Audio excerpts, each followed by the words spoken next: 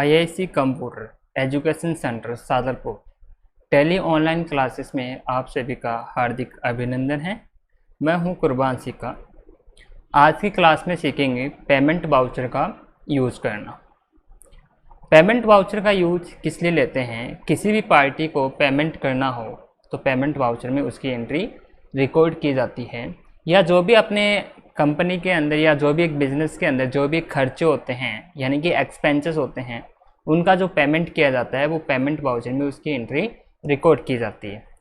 Payment voucher की जो shortcut की होती है वो होती है F5, लेकिन ये जो शॉर्टकट की होती है वो अकाउंटिंग वाउचर में जाके यूज़ करनी है। वाउचर का यूज़ करने के लिए सबसे पहले किस में जाना होगा? अकाउंटिंग वाउचर में। तो अकाउंटिंग वाउचर में जाने से पहले ये चेक कर लेते हैं, जैसे मान लीजिए किसी को पेमेंट करने से पहले अपन ये चेक करते हैं कि अपने पास कंपनी में अभी टोटल कितना कैश है।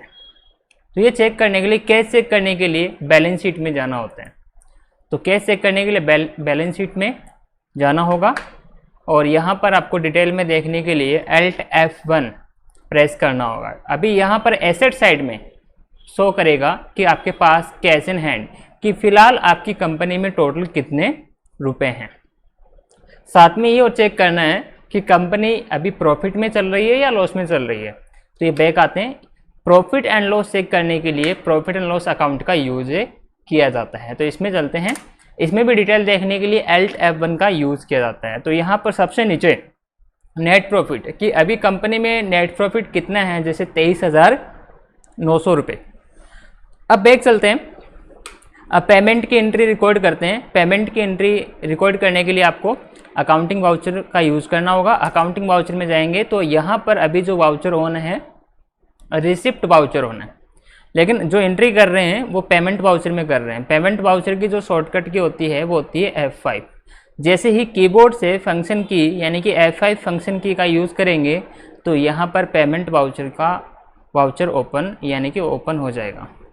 साथ में ये भी पता लगता है कि यहाँ पर वाउचर नंबर 1 है, यानी कि इसमें अभी तक कोई भी एंट्री रिकॉर्ड नहीं की है, यानी कि अभी तक कोई भी पेमेंट की एंट्री रिकॉर्ड नहीं की गई है। तो वाउचर नंबर 1 शो कर रहा है।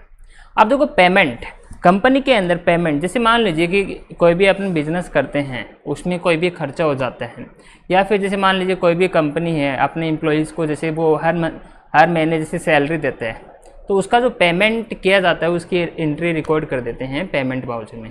जैसे कंपनी में या फिर जो भी एक बिज़नेस करते हैं तो उसमें खर्चे 2 प्रकार के होते हैं, जैसे डायरेक्ट और इनडायरेक्ट, यानी कि प्रत्यक्ष खर्चे और अप्रत्यक्ष खर्चे।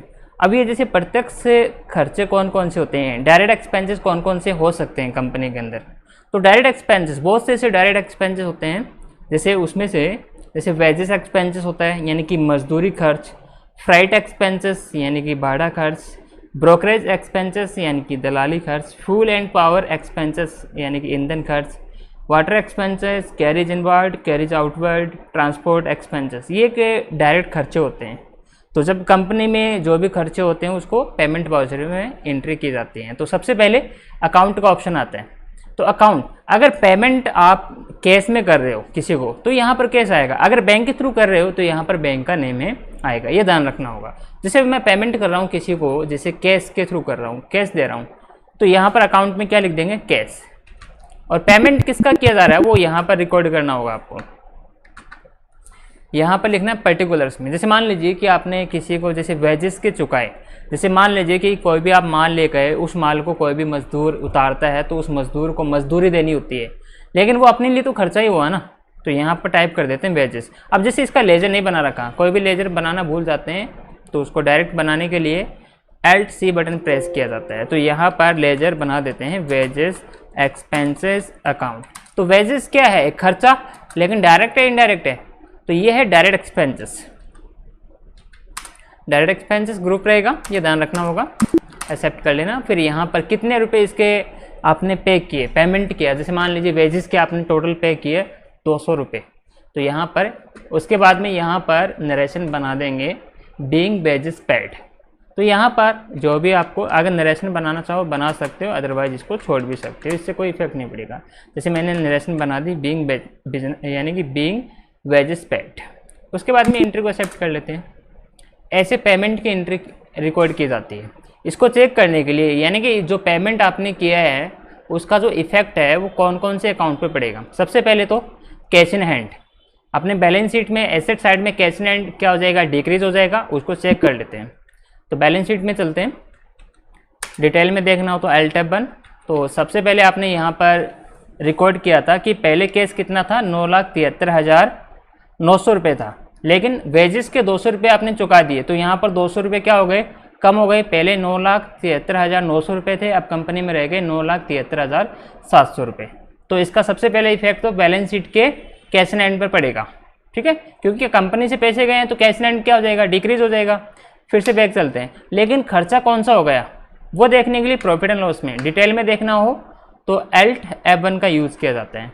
अब देखो मैंने बताया था कि जो भी इसमें दो साइड होती है, एक तो होती है डेबिट, ये लेफ्ट साइड में डेबिट साइड होती है और राइट साइड में क्रेडिट साइड होती है। खर्चे हमेशा डेबिट में मिलेंगे और क्रेडिट में हमेशा इनकम मिलेगी। जैसे पिछली वीडियो में आपको इनकम की एंट्री करनी बताई थी, जैसे डायरेक्ट इनकम, इनडायरेक्ट। लेकिन अब जो एंट्री की थी वो आपने खर्चे की थी, डायरेक्ट खर्चे की। तो यहाँ पर देखो डायरेक्ट एक्सपेंसेस, वेजेस 200 रुपये। अब नीचे चलते हैं, नेट प्रॉफिट। पहले कंपनी में नेट प्रॉफिट था 23,900 का, अब बच गया नेट प्रॉफिट 23,700 का। अब ये 200 रुपये कम हो गए। इसको समझते हैं प्रॉफिट एंड लॉस। तो कोई यहाँ तक ये जो टोटल करके दे रखा है ना 17,000, ये इतने एरिया, ऊपर वाला जो एरिया होता है वो ट्रेडिंग अकाउंट का होता है और नीचे वाला जो होता है वो प्रॉफिट एंड लॉस अकाउंट का होता है, ये ध्यान रखना। अब ये ट्रेडिंग अकाउंट में क्या होता है कि जैसे डायरेक्ट इनकम और डायरेक्ट एक्सपेंसेस शो करते हैं, ठीक है। अब पहले तो ये चेक करते हैं इनकम कितनी है अपने पास। डायरेक्ट इनकम 17,000 है, 17,000 में से डायरेक्ट एक्सपेंसेस कितने हो गए, 200 रुपये। तो ट्रेडिंग अकाउंट से क्या निकलेगा, ग्रॉस प्रॉफिट। ग्रॉस प्रॉफिट कितना आ गया, 16,800। 16,800 क्यों आया, क्योंकि इनकम में से 17,000 में से 200 रुपये क्या हो गए, लेस। किस चीज़ के, खर्चे के। इनकम में से खर्चे लेस करेंगे तो ये ग्रॉस प्रॉफिट, और ये ग्रॉस प्रॉफिट ट्रांसफर हो जाता है P&L के CR साइड में। यहाँ पर देखो ये P&L के CR साइड में ट्रांसफर हो गया। यहाँ से जो ग्रॉस प्रॉफिट आया था वो P&L के CR साइड में ट्रांसफर हो गया 16,800।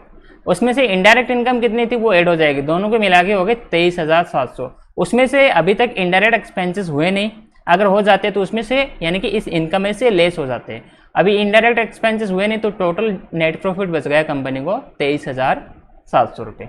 तो ये था पेमेंट की एंट्री करना। फिर से जैसे और पेमेंट की एंट्री इसमें रिकॉर्ड करते हैं। फिर से अकाउंटिंग वाउचर में जाते हैं। अकाउंटिंग वाउचर में जाके फिर से आपको payment voucher F5 button press करना होगा। अकाउंट में क्या टाइप कर देते हैं, कैश। जैसे बहुत से ऐसे खर्चे हैं जो कंपनी में डायरेक्ट एक्सपेंसेस होते हैं, जैसे फ्राइट एक्सपेंस, जैसे भाड़ा खर्च। लेजर नहीं बना रखा तो डायरेक्ट LC, तो यहाँ पर टाइप कर देंगे जैसे फ्राइट एक्सपेंसेस अकाउंट, ठीक है। जैसे ये पहले से बना रखा है तो डायरेक्ट इसमें मैं टाइप कर सकता हूँ, जैसे फ्राइट एक्सपेंसेस आ गया। इसमें फ्राइट एक्सपेंसेस कितने पे किए, जैसे 300 रुपये। उसके बाद में जैसे मान लीजिए वाटर एक्सपेंसेस LC नहीं बना रखा तो बना सकते हैं, जैसे वाटर एक्सपेंस अकाउंट, ये भी डायरेक्ट एक्सपेंसेस होते हैं, ठीक है। ये कितने रुपए आपने इसके पे किए, जैसे मान लीजिए इसको भी 300 रुपये पे किए। उसके बाद में ट्रांसपोर्ट यानी ट्रांसपोर्ट एक्सपेंसेस LC, यहाँ पर डायरेक्ट बना सकते हो आप ऐसे लेजर। ये भी एक डायरेक्ट खर्चा होता है, इसको भी डायरेक्ट एक्सपेंसेस ग्रुप में ऐड करेंगे। डायरेक्ट एक्सपेंसेस में जैसे मैंने freight expenses, water expenses, transport expenses, जैसे ट्रांसपोर्ट एक्सपेंसेस में मैंने जैसे मान लीजिए इसके 100 रुपये। अब टोटल जैसे यहाँ पर खर्चे हो गए, जैसे एक साथ भी एंट्री कर सकते हैं ऐसे। एक साथ का मतलब ये है कि जैसे मान लीजिए आज 1 अप्रैल है, मान लीजिए इस तारीख को ये खर्चे हुए, तो एक साथ ऐसे ऐड कर सकते हैं अपन, ठीक है। नरेशन टाइप करना चाहो तो टाइप कर सकते हैं, ठीक है, एक्सेप्ट। अब इसका इफेक्ट सबसे पहले तो ये चेक करते हैं बैलेंस शीट में। बैलेंस शीट में क्या हो जाएगा, कैश इन हैंड यहाँ से क्या होता जाएगा, कम होता जाएगा, ठीक है। उसके बाद में profit and loss L tab 1, या देखो डायरेक्ट एक्सपेंस, जितने भी डायरेक्ट एक्सपेंसेस है यहाँ पर शो कर देगा कौन कौन से खर्चे हुए थे, ठीक है। तो ये था इसमें डायरेक्ट एक्सपेंसेस की एंट्री करना। उसके बाद में करते हैं इसमें इनडायरेक्ट एक्सपेंसेस की एंट्री करना। बैक चलते हैं, जैसे खर्चे होते हैं इनडायरेक्ट एक्सपेंसेस भी होते हैं, उसकी भी एंट्री F5 में। इनडायरेक्ट एक्सपेंसेस कौन कौन से होते हैं, जैसे सैलरी हो गया, ऑफिस रेंट हो गया, ऑफिस एक्सपेंसेस हो गया, इलेक्ट्रिसिटी बिल हो गया, टेलीफोन बिल हो गया। तो ये एक इनडायरेक्ट एक्सपेंसेस होते हैं। इसको भी ऐड करने के लिए पेमेंट वाउचर का ही यूज़ किया जाता है। फिर से अकाउंट में क्या लिखेंगे, कैश।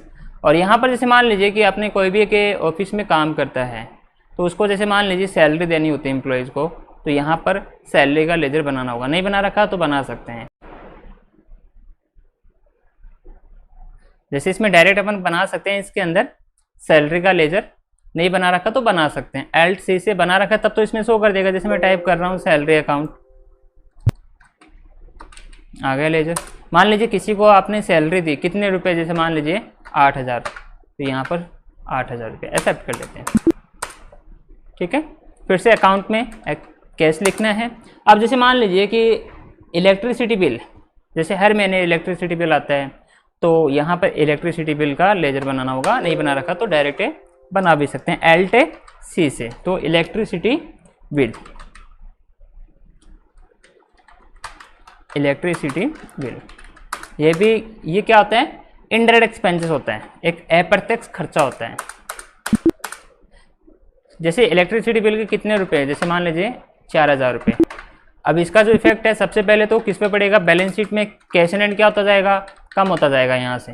ठीक है, फिर प्रॉफिट एंड लॉस में पता लगेगा कि इनडायरेक्ट एक्सपेंसेस कौन कौन से हो गए। ये देखो यानी इलेक्ट्रिसिटी बिल की 4,000, सैलरी के जैसे 8,000, दोनों की मिला के कितने हो गए, यानी कि इनडायरेक्ट खर्चे तो 12,000 हो गए और डायरेक्ट खर्चे 900 रुपये हो गए। कंपनी अभी प्रॉफिट में चल रही है, कितने रुपए से, 11,000 रुपये से। तो ये था इसमें इनडायरेक्ट एक्सपेंसेस की एंट्री ऐड करना।